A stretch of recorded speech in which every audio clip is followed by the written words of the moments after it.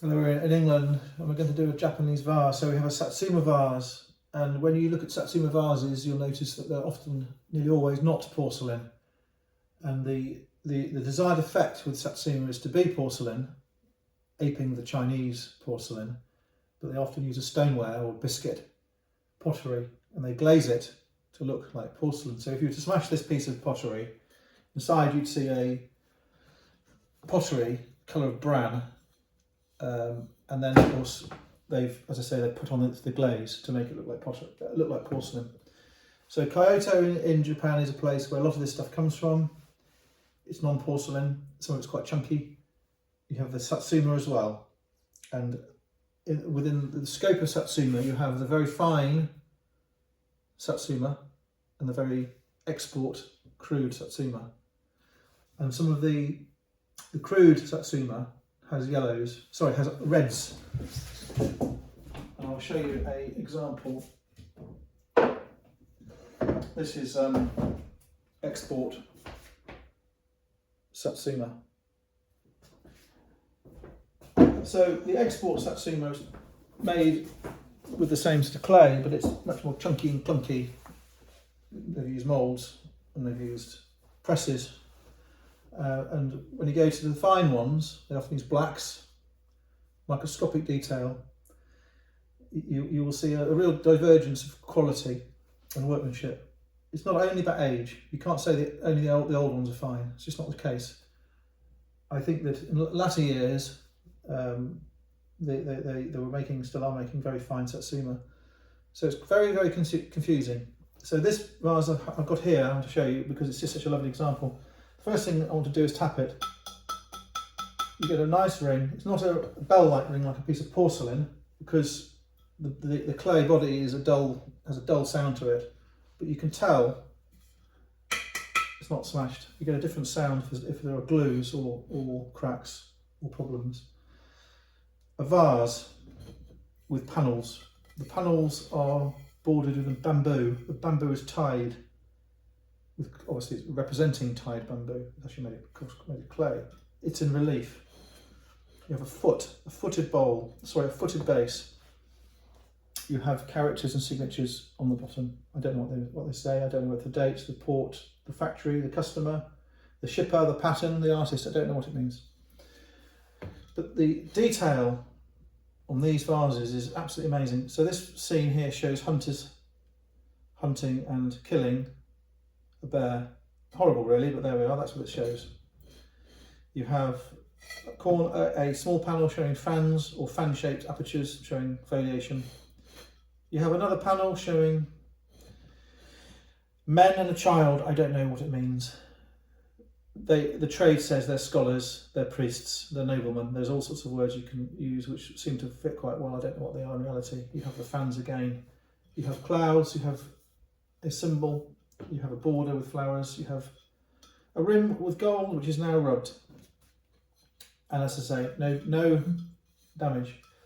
The pot inside has got evidence of finger marks. So my belief is this is not cast with slip in a mould, it's not pressed in a mould. It has been potted on a spinning turntable and finished by hand, and that's why I have these lines inside which go round and round. But beware, because I have seen applied finger marks to slip cast pots. It's really depressing, but they do that sometimes. So upon the potted, spun, handmade pot, they've applied the relief and stuck it on, and then it all been painted and fired. I suggest it's been done in more than one stage. The gold paint has a globular texture. It's very carefully applied. It was expensive. The gold paint on the rims has been applied as the pot has been spinning, because they are dead on. They're accurately portrayed. This speckled effect has the effect of shagreen, which is shark skin. Even within that panel, the dots at the top are smaller than the dots at the bottom. The dots at the top are spaced closer together than at the bottom. They are paint dots. These are gold dots. So it's hard to get across the quality. I'm going to just hold it up to give you an idea. I think that it is always been confusing to me why Japanese pottery has never achieved the price of Chinese pottery, and it tracks, Japanese pots track the Chinese at a lower price for a comparable item, and it's not changed. It's just going to stay the same. I don't think it's about antiquity. I don't think it's about quality. I don't think it's about the amount on the market. The Japanese pottery is just cheaper, so it gives collectors a really good head start with Japanese pottery. I mean, there is still a lot of Japanese pottery around. This, for example, is a Kutani vase. And then this is, again, on this occasion, it actually is porcelain, signed 6 characters. You just cannot believe the quality. Unfortunately, it doesn't have a smash, but that's a nice old smash. If you can understand what I'm getting at. It's not a. It's been stuck together with Bostik. It hasn't been stored and hidden. But it's a good thing. Lovely pheasant on it. So you'll see there's lots of good Japanese pottery around. I have an awful lot of Japanese pots and plates, and they're really good value. So the good value, they have the stoneware dimension, the non-porcelain dimension in Japan, which you don't see so much in Chinese pottery. So be aware of that, and that does hold the price down. I think if you can buy vases of a certain size, or objects of a certain size, then you're onto a winner. As soon as you get into things, sort of the small, trinkety, bud vases and sort of little square vases and tiny saucers and cups, as soon as you get to small, touristic, trinkety bric-a-brac things, I think they're really not worth a lot, and won't become worth a lot. And I also think dinnerware, tableware from Japan, or indeed China, is not something to collect. I mean, they are making, have been making Imari dinner plates, which look like great value, but there's so many of them that the value is always going to be really low. Geisha ware is another one. You have these tea sets, beautiful teapots, lovely saucers, lovely cups, all hand painted. But there's so many. I mean, there are literally millions of pieces were brought into England. Literally millions. I'm not exaggerating. So buy lumpy things, big things. Vases are made for decorative items. Vases are not made as items of tableware. A plate, for example, or charger, always has this tableware notion, so it keeps the price down.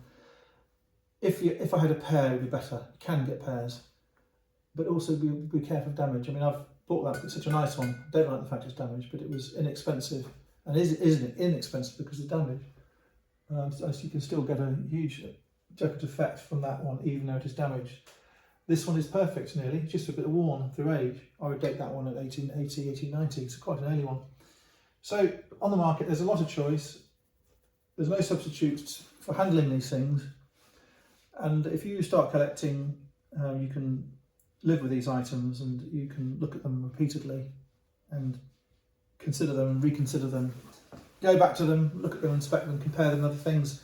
Once you've lived with these things, you get the sixth sense, and then you're able to determine what's desirable, what's not desirable. If you watch the marketplace, you'll see the things that are valuable, that sell well. You'll soon latch onto this thing I'm talking about, where the tableware, the teapots, the saucers are not worth much. You'll latch onto the fact the touristic things aren't worth much, which on the face of it is inexplicable, but they're really not. And it is still possible to build a really nice collection of Japanese pottery. Chinese pottery too.